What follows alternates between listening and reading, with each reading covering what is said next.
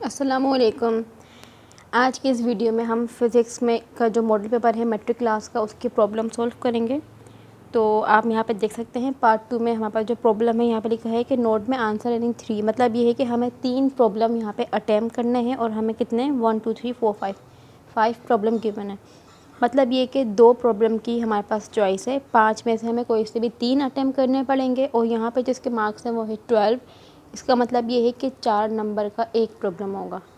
ठीक है, 4 3 तो 12 होता है, तो 4 नंबर का एक प्रॉब्लम है हमारे पास।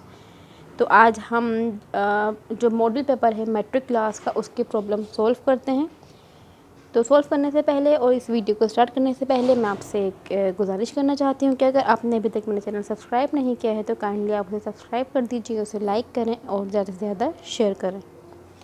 ठीक है, तो स्टार्ट करते हैं प्रॉब्लम नंबर 1 से, जो कि यहाँ पे है इसमें 7। ठीक है, तो मैं यहाँ यही मार्क करूँगी जो यहाँ पे लिखा हुआ, मतलब 7 है तो मैं 7 ही लिखूँगी, 8 और 9 सही।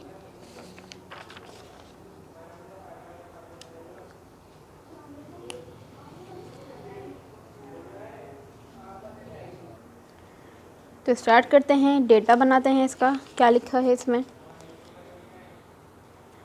बॉडी स्टार्टिंग फ्रॉम रेस्ट, कि एक कोई भी ऑब्जेक्ट है वो कहाँ से स्टार्ट किया है, उसने रेस्ट में से। ठीक है, and occur a velocity of 10 metre per second in 5 second. मतलब कि एक ऑब्जेक्ट है जो अभी रेस्ट में था, इसका मतलब ये है कि उसकी जो इनिशियल वेलोसिटी है वो 0 है और उसने फिर क्या किया, फिर उसने उसकी कितनी वेलोसिटी हो गई, फिर हो गई है 10 मीटर पर सेकेंड। इसका मतलब ये है कि अगर इनिशियल वेलोसिटी हमारे पास 0 है तो ये वाली वेलोसिटी क्या हो जाएगी, ये हमारे पास होगी फाइनल वेलोसिटी इन 5 सेकेंड। ये हमारे पास टाइम हो गया, मतलब हमारे पास वी आई गिवन है, वी एफ गिवन है, टी मतलब टाइम गिवन है। आगे कहा है कैलकुलेट ए पार्ट में क्या है, दी एक्सेलरेशन, हमें एक्सेलरेशन फाइंड करना है, और बी पार्ट में कहा है the distance covered by the body in 5 second, कि 5 सेकेंड में उस ऑब्जेक्ट ने जितना डिस्टेंस कवर किया होगा हमें वो बताना है। ठीक है, तो हम बना लेते हैं इसका डेटा।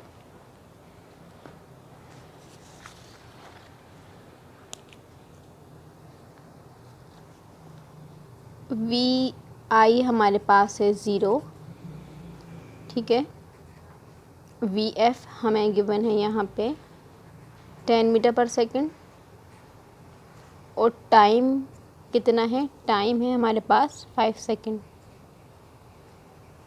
अब देखते हैं रिक्वायर्ड क्या है। रिक्वायर्ड ए पार्ट में हमसे पूछा गया है कि उसका एक्सेलरेशन बताएं, और बी पार्ट में हमसे कहा गया है कि डिस्टेंस बताएं कि उस ऑब्जेक्ट ने कितना डिस्टेंस कवर किया होगा उस 5 सेकेंड में। ठीक है, तो हम करते हैं ये वाला काम। पहले मैं हेडिंग डाल देती हूँ 4A, मतलब हम पहले एक्सेलरेशन फाइंड कर लेंगे। तो अब हमारे पास आप देख सकते हैं कि यहाँ पे वी आई गिवन है, वी एफ गिवन है, टाइम टी गिवन है, हमें ए फाइंड करना है। तो सिंपल जो है हम यहाँ पे फर्स्ट इक्वेशन ऑफ मोशन हम यहाँ पे अप्लाई करेंगे। और अगर आपको ये वाले प्रॉब्लम समझ नहीं आते हैं तो चैप्टर नंबर 3 के प्रॉब्लम मैंने काफ़ी डिटेल में समझाए हुए हैं, तो आप वहाँ से मेरी वीडियो से जाके समझ सकते हैं।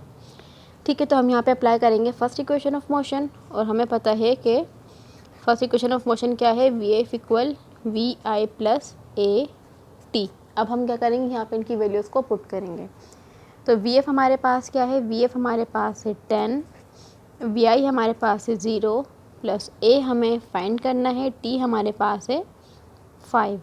ठीक है, तो ये कितना हो जाएगा, ये हो गया 10, 0 कुछ नहीं, 0 तो ख़त्म हो गया, ए जब 5 से मल्टीप्लाई होगा तो ये हो जाएगा 5 है, क्योंकि हमें ए फाइंड करना है, 5 मल्टीप्लाई हो रहा है, वहाँ देखिए क्या हो जाएगा, डिवाइड हो जाएगा, तो ये नीचे आ जाएगा, और यहाँ पे है इक्वल टू ए, 5 1 ज़ा 5, 5 2 ज़ा 10।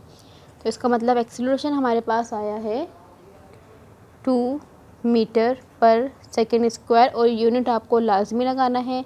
और अगर काफ़ी बच्चों के कमेंट आते हैं मुझे कि आपकी आवाज़ तो आती है लेकिन नीचे का हमें नज़र नहीं आता जो आप बोल रही होती हैं, तो उसके लिए आप अगर अपनी फुल स्क्रीन करके देखेंगे तो आपको ये पूरा पेज जो है एंड तक दिखेगा।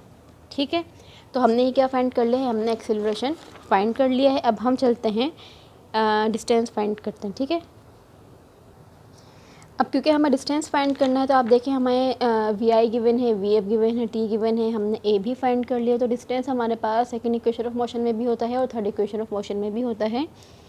तो पहले मैं यहाँ पे आपको लिख के दिखा देती हूँ इक्वेशंस ऑफ मोशन, ताकि हम जो है उसको आइडिया कर सकें। ठीक है, तो हमारे पास जो सेकंड इक्वेशन ऑफ मोशन है वो क्या है, S equal V I T plus half A T square, और थर्ड इक्वेशन ऑफ मोशन है 2as equal V F square minus V I square.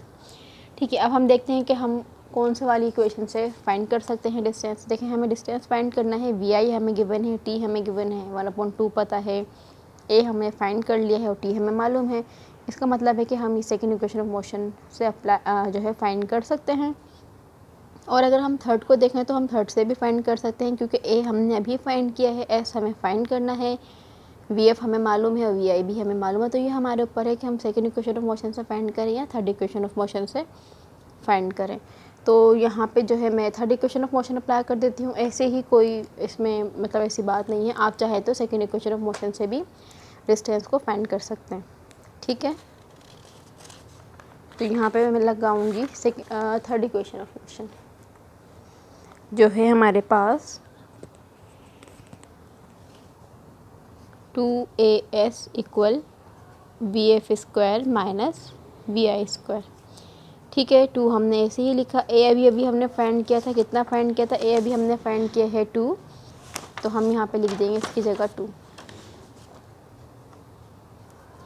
S हमें फाइंड करना है, वी एफ हमारे पास है 10, ये 10 का स्क्वायर हो जाएगा, वी आई हमारे पास है 0, ये इसका स्क्वायर हो जाएगा, 2 तक कितना हो जाएगा 4s हो जाएगा, और 10 का स्क्वायर क्या होता है 100 होता है, और 0 का स्क्वायर 0 होगा, तो जब 100 को हम 0 में से माइनस करेंगे तो आंसर 100 आएगा। सही, तो हम क्या करेंगे यहाँ पे, क्योंकि हमें डिस्टेंस फाइंड करना है, 4 मल्टीप्लाई का वहाँ जगह क्या हो जाएगा, वहाँ जगह डिवाइड का हो जाएगा, तो ये हो जाएगा 100/4। ठीक है, हम इसको क्या कर लेंगे, हम इसको डिवाइड करेंगे। तो अब जब मैं 100 को 4 से डिवाइड करूँगी तो आंसर हमारे पास आएगा 25, और इसका जो यूनिट होता है वो क्या होता है, वो होता है मीटर। ठीक है, तो हमारे पास डिस्टेंस कितना आ गया है, 25 मीटर हमारे पास डिस्टेंस आ गया है। सही, और यही है हमारा प्रॉब्लम नंबर 1 का आंसर। ठीक है, अब हम चलते हैं प्रॉब्लम नंबर 2 की तरफ, जो कि यहाँ पे 8 लिखा हुआ है। क्योंकि मैं मॉडल पेपर ही सॉल्व कर रही थी, इसलिए जो उसके जो नंबर है वो भी मैं मॉडल पेपर वाले ही लिख रही हूँ। तो अब हमने अभी ये 7 सॉल्व कर लिया, तो हम चलते हैं 8 की तरफ। तो ये हमारे पास है प्रॉब्लम नंबर 8। ठीक है, मतलब जो मॉडल पेपर का ये कौन सा है, ये हमारे पास क्वेश्चन नंबर 8 है। अब हम बनाते हैं इसका डेटा, देखते हैं क्या लिखा है। अच्छा, अभी जो मैंने आपको प्रॉब्लम सॉल्व करवाया वो चैप्टर नंबर 3 में है। अब देखते हैं आगे कौन सा प्रॉब्लम आया है, कौन सा चैप्टर का है। तो यहाँ पे क्या लिखा है, calculate the length of second pendulum. हमें सेकंड पेंडुलम की लेंथ फाइंड करनी है, जबकि जी की वैल्यू हमें गिवन है 9.8 मीटर पर सेकंड स्क्वायर। ये हमारे पास चैप्टर नंबर 12 में है। ये वाला प्रॉब्लम आ सकता है, बहुत ज़्यादा इंपॉर्टेंट है, क्योंकि शायद ये बात मैं आपको पहले भी बता चुकी हूँ कि जो इस तरीके के प्रॉब्लम होते हैं जिसमें डेटा नहीं गिवन होता या बहुत कम गिवन होता है, तो वो ज़्यादा आने के उसके चांसेस होते हैं। ठीक है, तो यहाँ पे है क्या कि calculate the length of second pendulum. हमें क्या करना है, सिंपल जो है लेंथ फाइंड करनी है सेकंड पेंडुलम की, और हमें जी गिवन है। ठीक है, तो हम बना लेते हैं इसका डेटा कि क्या क्या गिवन है। हमें गिवन तो यहाँ कुछ भी नहीं है सिवाय जी के। ठीक है, जी हमें गिवन है कितना, 9.8 मीटर पर सेकेंड स्क्वायर। अच्छा, अगर हमें जो है जी गिवन ना हो, क्योंकि जी की वैल्यू तो हमें याद है, अगर जी हमें गिवन ना हो तो हम 10 मीटर पर सेकेंड स्क्वायर भी इसको यहाँ पे ले सकते हैं। ठीक है, अच्छा, अब हमें क्या करना है, क्योंकि यहाँ पे इन्होंने कहा है सेकंड पेंडुलम का हमें टाइम बताना था ना, लेंथ बतानी है, तो सेकंड पेंडुलम का जो टाइम पीरियड होता है वो होता है 2 सेकंड। ये वाली बात आपको पता होनी चाहिए। और ये वाला जो है एक MCQs भी आ सकता है कि जो सेकंड पेंडुलम है उसका टाइम पीरियड कितना होता है, तो ये वाली बात हमें पता होनी चाहिए। और अगर हम भूल जाए, ना याद हो, तो अब सेकंड पेंडुलम है ना, तो सेकंड का मतलब क्या होता है, 2 ही होता है। तो इस वजह से आपको ये बात याद रखनी है कि सेकंड पेंडुलम का जो टाइम पीरियड है वो कितना है, वो है 2 सेकंड। ये हमें गिवन नहीं होगा, लेकिन हमें ये पता होना चाहिए। ठीक है, तो हमें जी गिवन है, टी गिवन है, और हमें फाइंड क्या करना है, हमें यहाँ पे लेंथ फाइंड करनी, तो हम लिख देंगे L। ठीक है, अब हम इसको क्या करते हैं, अब हम इसको सॉल्व करते हैं।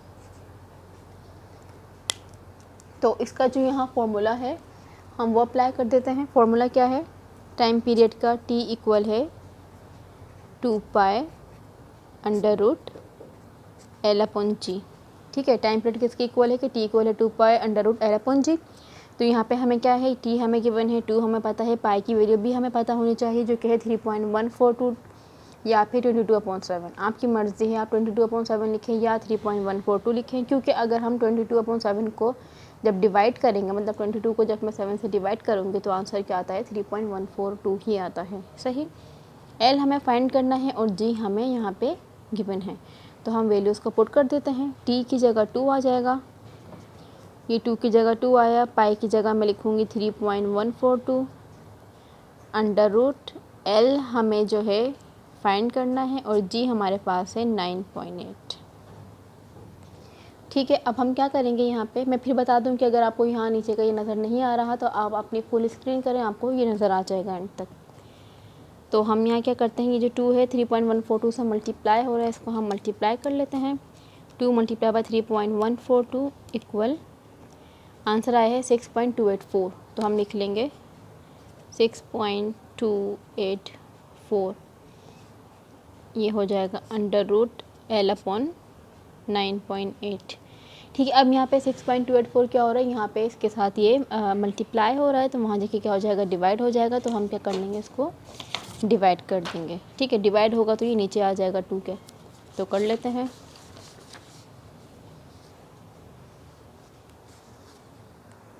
तो यहाँ पे क्या आ जाएगा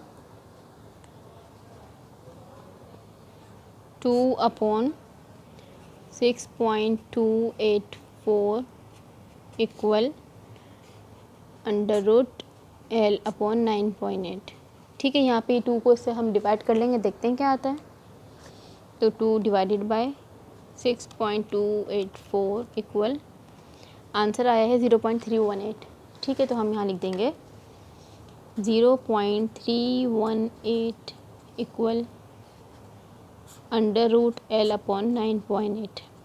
अब क्योंकि हमें L फाइंड करना है, वो तो रूट के अंदर है और हमें पता है कि हमें रूट को मतलब ख़त्म करने के लिए हमें क्या करना पड़ता है, स्क्वायरिंग ऑन बोथ साइड करना पड़ेगा। तो हम यहाँ पे क्या करेंगे, स्क्वायरिंग ऑन बोथ साइड, ताकि क्या होगा, उससे रूट ख़त्म हो जाएगा।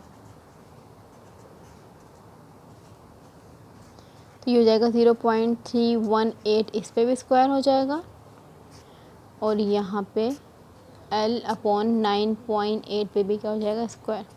तो रूट से स्क्वायर कैंसिल हो जाता है, ये बात हमें मालूम है। और हम क्या कर लेते हैं, 0.318 का स्क्वायर ले लेते हैं। तो देखते हैं आंसर आया है 0.101।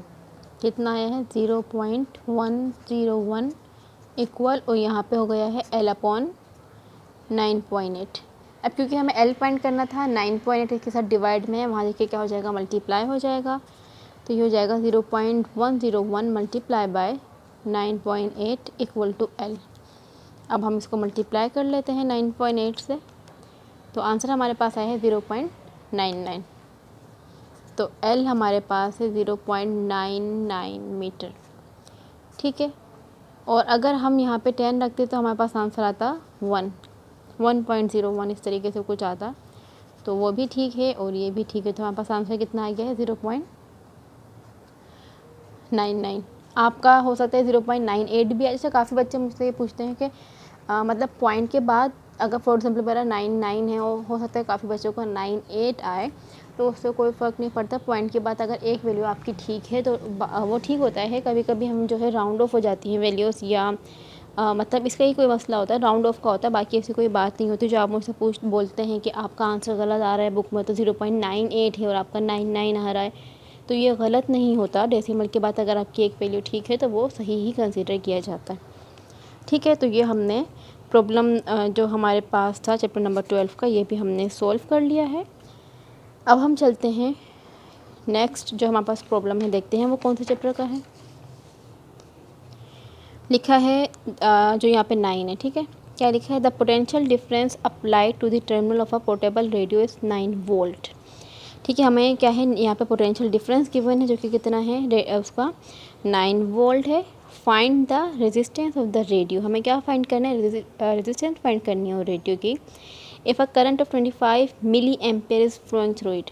यहाँ पे क्या लिखा है 25 मिली, जो स्मॉल एम है वो मिली होता है, ठीक है। वहाँ पे क्या लिखा है 25 milliampere is flowing through it. उसमें से कितना करंट पास हो रहा है, उसमें से 25 मिली एम्पेयर करंट फ्लो हो रहा है। हमें पोटेंशियल डिफरेंस गिवन है, जितना करंट वहाँ से फ्लो हो रहा है हमें वो मालूम है। और हमें क्या फाइंड करना है, हमें रेजिस्टेंस मतलब आर हमें फाइंड करना है। तो हम इसको फाइंड कर लेते हैं। और ये हमारे पास है प्रॉब्लम चैप्टर नंबर 16 का प्रॉब्लम, ठीक है।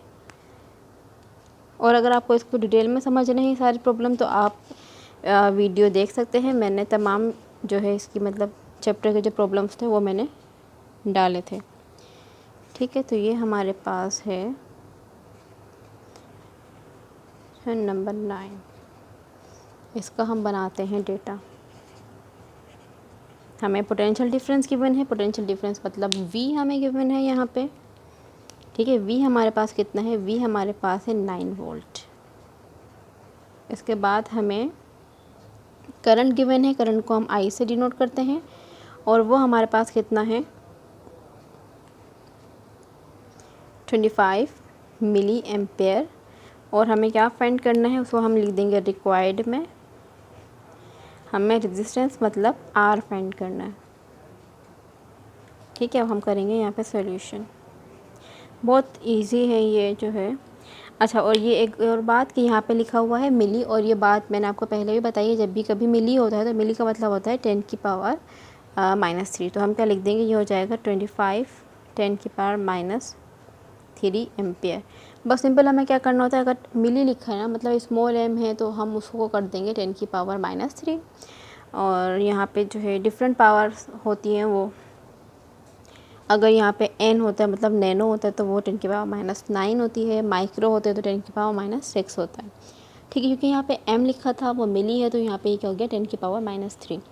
अब यहाँ पे हम क्या करेंगे, यहाँ पे हम ओम्स लॉ अप्लाई करेंगे जो कि v इक्वल है IR, क्योंकि हम देख सकते हैं v गिवन है, I गिवन है, R हमें फाइंड करना है। तो हम यहाँ पे जो है फॉर्मूला अप्लाई कर लेते हैं जो कि हमारे पास क्या है, वो है v इक्वल IR के।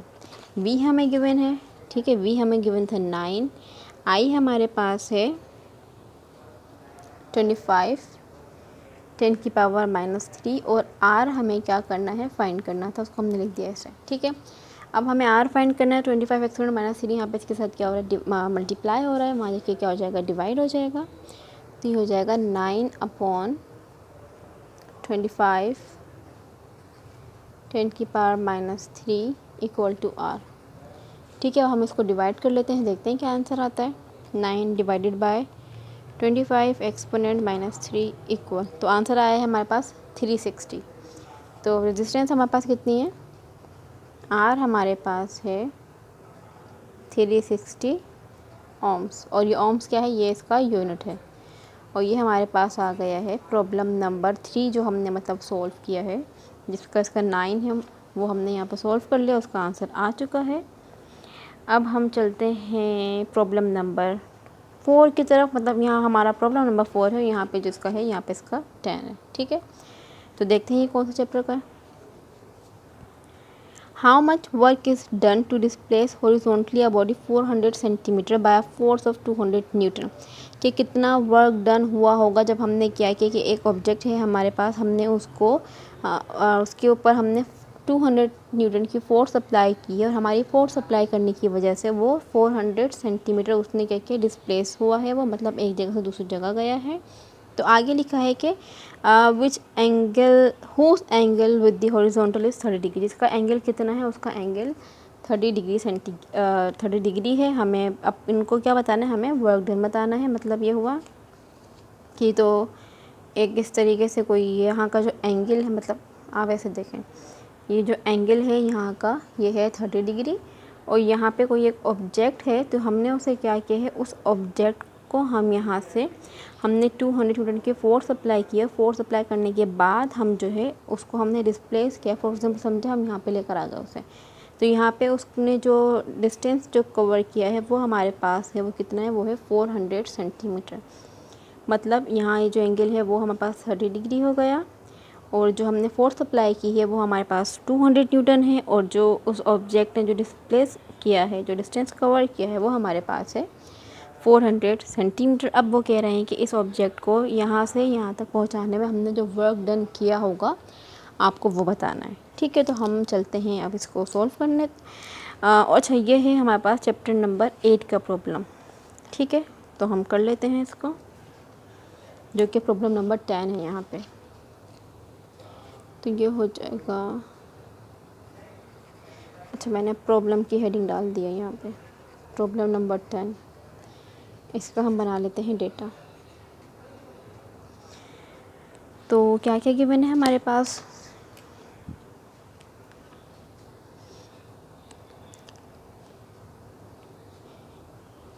F इंटू डी होता है ना, W इक्वल है F इंटू डी। तो हमारे पास फोर्स यहाँ पे गिवन है 200 न्यूटन,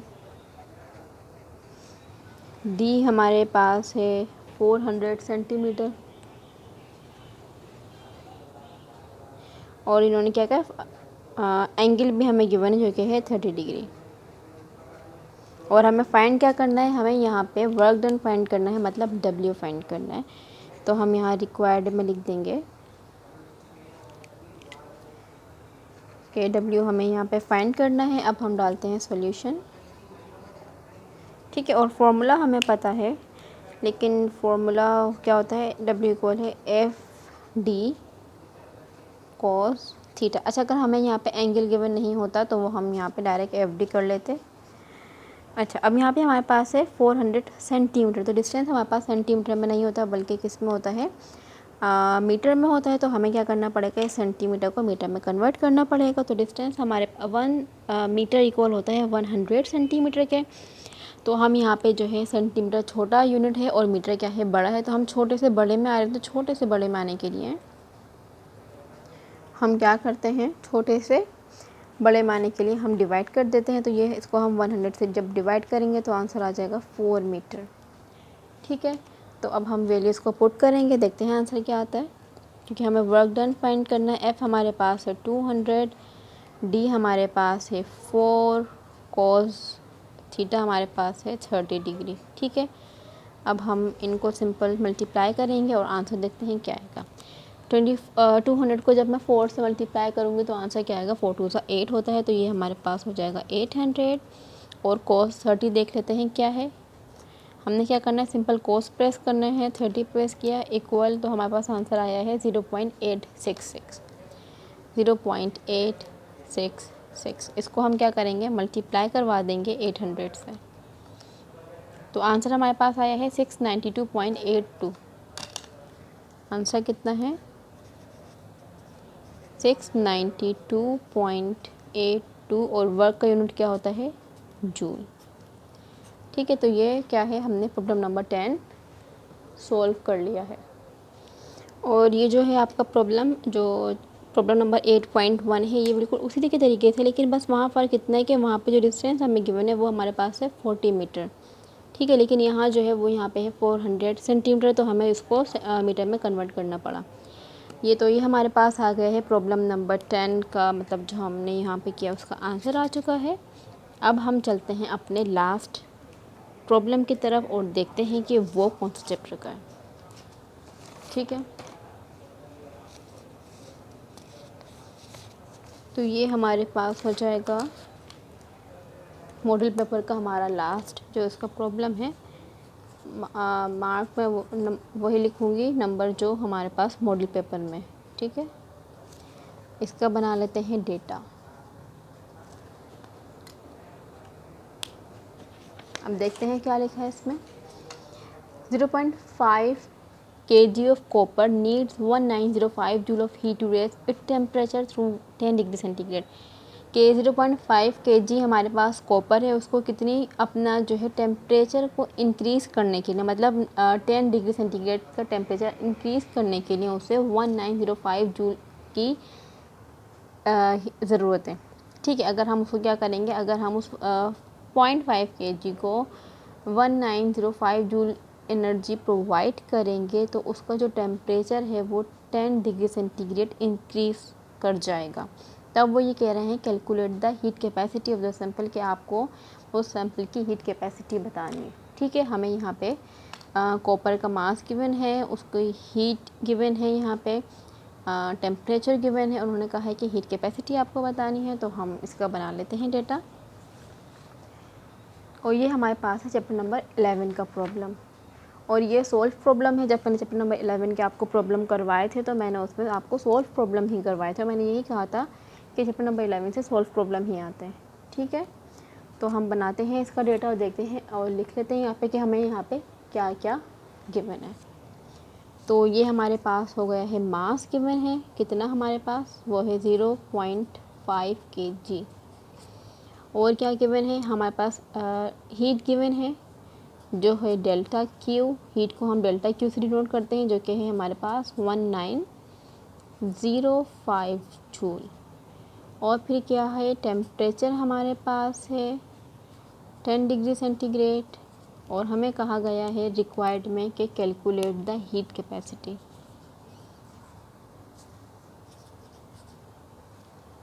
क्या करना है, कैलकुलेट द हीट कैपेसिटी, और हीट कैपेसिटी को हम सी से डिनोट करते हैं। ठीक है, तो हमारे पास हीट कैपेसिटी का फॉर्मूला क्या होता है, मतलब यहाँ पे हमें डेल्टा क्यू इक्वल होता है सी डेल्टा टी के। ठीक है, ये चेंज इन टेम्परेचर। तो डेल्टा क्यू किसके इक्वल होता है, सी डेल्टा टी के। और अगर हमारे पास ये है हीट कैपेसिटी, और अगर हमारे पास, अब आप ये देखें डेल्टा क्यू गिवन है, सी हमें फाइंड करना है, डेल्टा टी भी हमें गिवन है, लेकिन आप ये देखें कि हमारे पास यहाँ मास गिवन, लेकिन हमने मास तो यहाँ यूज़ नहीं किया। तो ज़रूरी नहीं है कि जो कुछ डेटा में गिवन हो हम वो सब उनको हम यूज़ करें, क्योंकि मास की हमें ज़रूरत नहीं है। क्यों ज़रूरत नहीं है, कि हमारे पास जो हीट कैपेसिटी है उसका फॉर्मूला ये होता है। ठीक है, मतलब हीट कैपेसिटी फाइंड करने का फॉर्मूला ये होता है। और अगर स्पेसिफिक हीट कैपेसिटी हो तो उसका फॉर्मूला क्या होता है, डेल्टा क्यू इक्वल है एम सी डेल्टा टी, और उसको हम सी डे से डिनोट करते हैं। इन दोनों में फ़र्क क्या होता है कि इसमें यहाँ पे m मतलब मास होता है। अगर हम इस फॉर्मूले में मास लगा देंगे तो वो हीट कैपेसिटी नहीं बल्कि स्पेसिफिक हीट कैपेसिटी हो जाएगा। अब क्योंकि हमें सिंपल हीट कैपेसिटी फाइंड करना है तो हमने यहाँ पे ये वाला फॉर्मूला अप्लाई कर दिया है। हम सिंपल जो है यहाँ पे वैल्यूज़ को पुट करेंगे और आंसर हमारे पास आ जाएगा। तो डेल्टा क्यू हमारे पास है 1905, सी हमें फाइंड करना है, डेल्टा टी हमारे पास है 10 यहाँ मल्टीप्लाई का, वहाँ देखिए क्या हो जाएगा, डिवाइड हो जाएगा। तो हम इसको इससे डिवाइड कर लेते हैं, 1905 डिवाइडेड बाई 10, तो आंसर हमारे पास आया 190.5।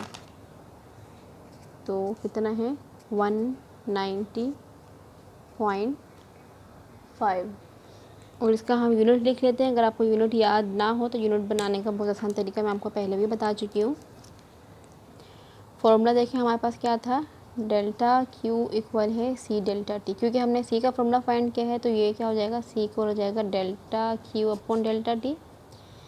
ठीक है, अब हीट हमें गिवन है, वो जो कि हम यहाँ पे यूनिट देख सकते हैं कि हीट का यूनिट क्या होता है, जूल होता है। तो हम यहाँ पे इसकी जगह लिख देंगे जूल, और टेम्परेचर का क्या है, डिग्री सेंटीग्रेड। तो ये हो जाएगा जूल पर डिग्री सेंटीग्रेड। सही, तो इस तरीके से हमें, अगर फार्मूला हमें याद ना हो तो आप इस तरीके से यूनिट्स जो है उसका जो फार्मूला हमें गिवन ये हमने लिखा होता है, हम वहाँ से उसका यूनिट बना सकते हैं। तो इसका जो यूनिट है वो क्या हो जाएगा, जूल पर डिग्री सेंटीग्रेड, या फिर हम जूल इन्वर्स भी करके लिख सकते हैं इस तरीके से, मतलब जूल मतलब इन्वर्स में हम उसको ऊपर करके लिया, हमारी मर्ज़ी, हम इस तरीके से लिख सकते हैं और इस तरीके से भी लिख सकते हैं। तो ये हमारे पास हो जाएगा जूल पर डिग्री सेंटीग्रेड। और ये हमारे पास आ गया है मॉडल पेपर के लास्ट प्रॉब्लम का आंसर। और ये ही शायद ये हमारे पास सॉल्व प्रॉब्लम में ही है। आई थिंक वहाँ पे 1905 नहीं बल्कि वहाँ पे 1950 है, और लेकिन हमारे पास मॉडल पेपर में 1905 गिवन है। तो हमने जब 05 को जब हम डिवाइड करेंगे 10 से तो 190.5 आएगा, और अगर हम 1950 को डिवाइड करेंगे तो 190.5 आएगा। ठीक है, 195.0 आएगा मतलब। तो बस ये कि बस यही मुझे जहाँ तक याद आ रहा है कि इसकी कुछ वैल्यू वहाँ पे चेंज थी शायद, अगर नहीं है तो फिर मतलब यही हमारा आंसर है। तो ये हमने मॉडल पेपर के अपने प्रॉब्लम सॉल्व कर लिए हैं, और जो कि मैट्रिक क्लास का है। और हम मैं जो है आपको 9th क्लास के भी सॉल्व करवाऊँगी। अगर जो बच्चे 9th क्लास के हैं वो मैट्रिक के मॉडल पेपर से भी हेल्प ले सकते हैं, और जो मैट्रिक के बच्चे हैं वो 9 से भी हेल्प ले सकते हैं, क्योंकि बुक दोनों की एक ही है, इम्पोर्टेंट दोनों के लिए दोनों ही हैं। ठीक है, तो ये नहीं है कि अगर मैट्रिक वाले बच्चे हैं तो वो 9 का देखें, या 9 वाले हैं तो वो सिर्फ 9 का देखें। जी नहीं, सब 9 10 दोनों का देखें। अगर आपको इसमें कोई भी प्रॉब्लम या कन्फ्यूजन हो तो आप मुझसे पूछ सकते हैं। अल्लाह हाफ़िज़।